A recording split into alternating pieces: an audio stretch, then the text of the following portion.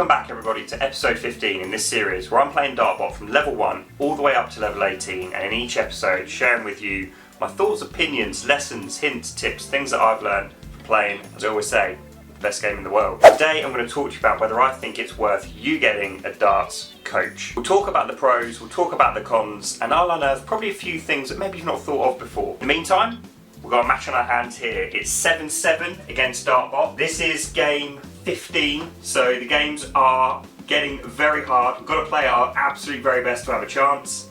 Let's see how we get on. Let's do it.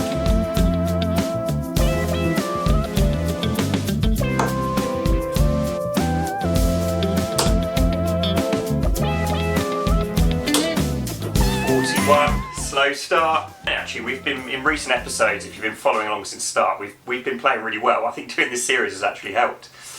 Okay, getting a darts coach. Right, there's some real key reasons why you should. If you've followed my channel since the start, I began with a darts lesson to try and learn those fundamentals. I came from a golfing background where I would say things like posture, grip, stance.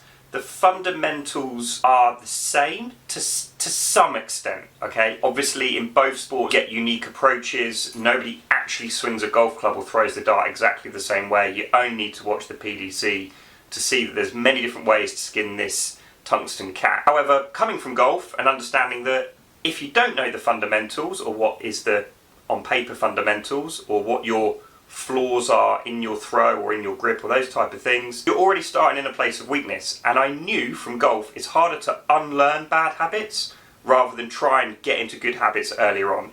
Now, I'm not going to turn around and say to you I'm an absolute pro, I'm absolutely brilliant because I've had these lessons, I've worked on them.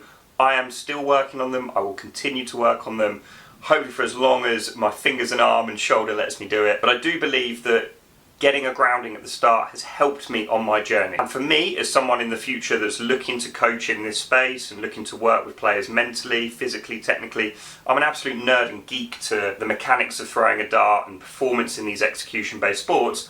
I wanted to get that technical knowledge as soon as possible, both obviously through self-study, with loads of resources available online, but equally by spending time with a couple of pros, equally by spending time with Daniel Paul at Straight to the Point, and later Matt Edgar, has obviously helped me build that technical knowledge.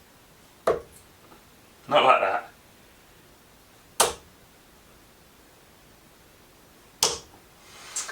30. Bit unlucky those second two.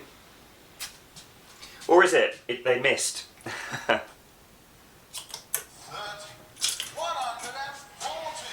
Could be a short episode, team. Anyway, what are some of the pros of having a coach? Well, I've been coached in sports since I was 13 years old, and it gives you that structured improvement. You've got an external person watching the processes you go through, watching you technically, watching you mentally, and they give you a structured way with exercises to make those incremental improvements. By doing so, by having regular lessons, which is more common in golf, it gives you that accountability. I don't see that in darts, kind of those monthly check-ins, but it does give you that accountability, and often for me it worked positively to gain that motivation. And of course, massively relevant for darts is I've got a very good technical knowledge of the darts throw, the components, the release, the drawback, stance, posture, everything in between. But when you're doing it yourself, obviously a lot of the darts throw happens under your vision.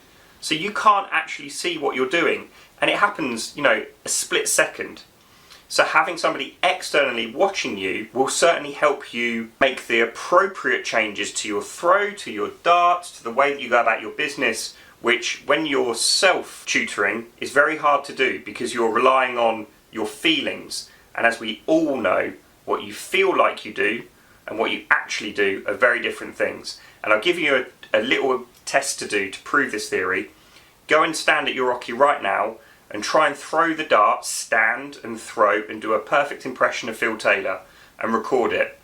When you watch it back, you won't look anything like Phil Taylor at all. So yeah, those kind of things for me work quite well because I was looking to kind of get a faster growth in the game, and I knew it was something I was going to find challenging. And as I said, I wanted to get out of my bad habits early before they manifested and understand what are the good habits. And by and large, I don't think we've started very well today, but by and large, we've built some very good fundamentals, and I've had positive feedback from you guys, and when I've been playing in competition about the throw and about the way I play.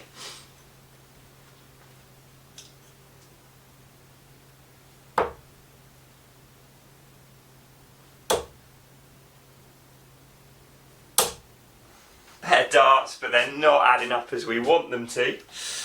Now, what are some of the drawbacks? Now, I think through things like TikTok, YouTube, social media, people are posting their amazing darts all the time, and that creates kind of a pressure to feel like, well, I've got to go out and play better. If I'm playing, why am I not playing to get better? I'll just stop you there. You've got to play the game to enjoy it.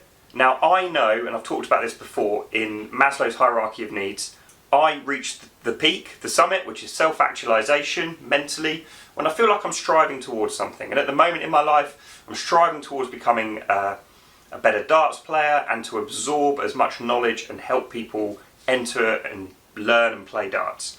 So I'm reaching that peak by going on that journey.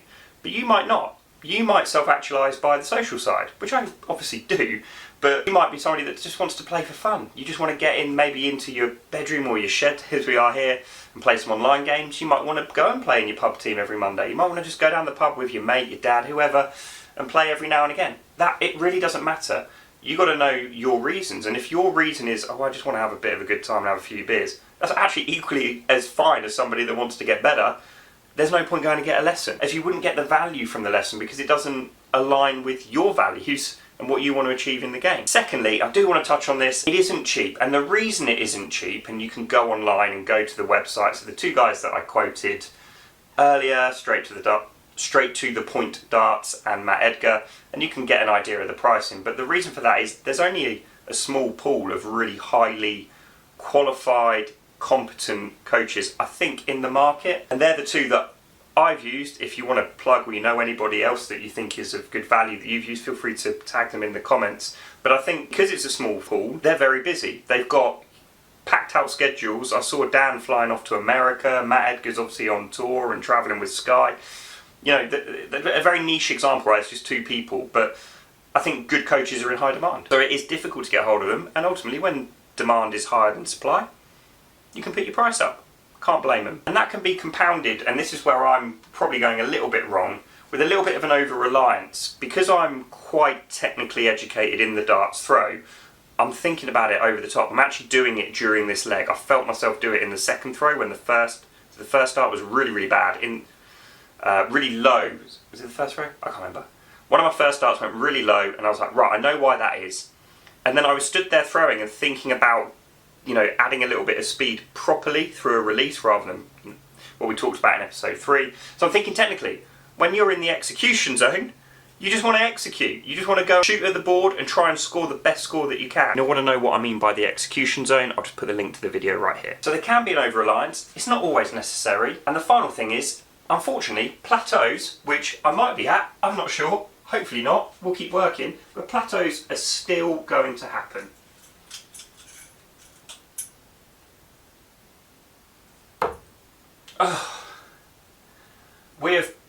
What's the opposite of a plateau?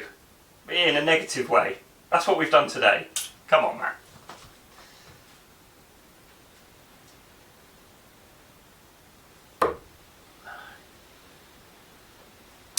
Oh.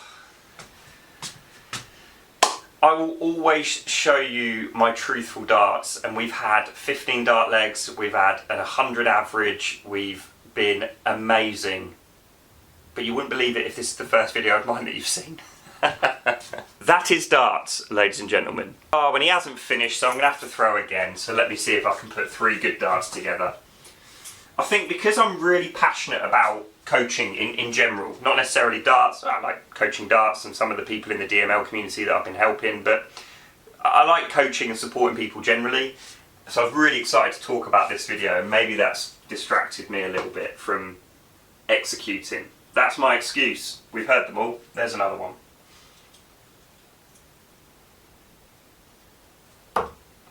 Actually, I'm happy with that because it's a bit better. Yeah, it is what it is. I think that'll be that. 60. Yes, get shot. Well, I'll put the score on the screens, but you can enjoy that. But let's wrap up this video. So, yeah, lots of pros about getting a lesson with darts because you can't see what you're doing, and an external trained person can point you in the right direction. It gives you accountability, it can give you motivation, it can give you structure. However, understand your why first. If your why is you want to go and just enjoy darts and you just want to play and it's the social element and you're just not really that interested in all of this technical gumph, that's also fine. Understand your why. And also then weigh up some of those other factors that I talked about in terms of plateaus do happen, you can become over-reliant, and of course there is the cost factor as well, so just consider it. Maybe it's something you save towards or something that you treat yourself to if you've put in so much practice, because if you put in so much practice, that's kind of telling yourself that you are committed to making that improvement, and then at that point it's probably worth it. But again, scaling it back actually, find your why, go and check out, I'll link Dan and Matt in the description below. I'm not on commission, hopefully I am. Hopefully we can get a deal to get some commission. I'm only joking. Enjoy the rest of this series. Thanks for being on this journey with me. We'll be back in the next episode, episode 16, and I will see you in the next one. I've just realised now we've gone behind 8-7 to Dartbot, so we need to win more games that we're going to lose against level 16, 17 and 18. Here's some videos of mine. See you soon.